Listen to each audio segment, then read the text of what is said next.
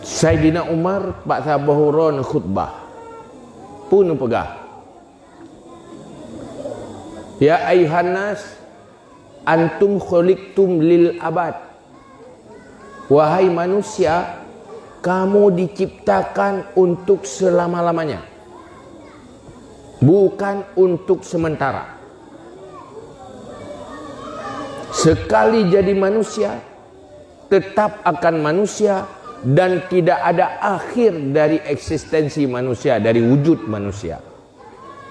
Yang berakhir cuma 9 bulan di alam rahim. Berakhir, lahir, jalani kehidupan doya. Lehnyan, kehidupan dunianya berakhir. Sampai ajal. Olehnya lanjutkan kehidupan di alam kubur, di alam barzakh. Nyan kubu yang kata yang kabate jeratnya, nyan lam uruknya najasat, tetapi roh berada di alam barzakh.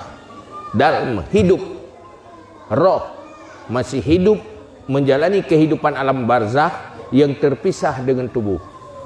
Sampai pajar, sampai bangkit. Waten yuk sangkal kalam, 3 tek le Jibril. Bangkit mandum, mesapat lagi lom nyawa dengan tubuh lagi udip dalam doya.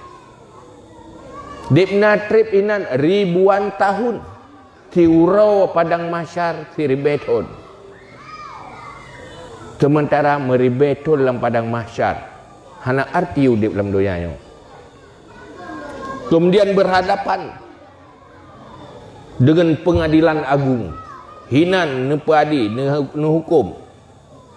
So yang jatah neraka, so yang jatah syurga, so yang le amal kebaikan, so yang le amal kejahatan, so yang na iman, so yang hana iman. Di depan siratal mustaqim, neraka di depan.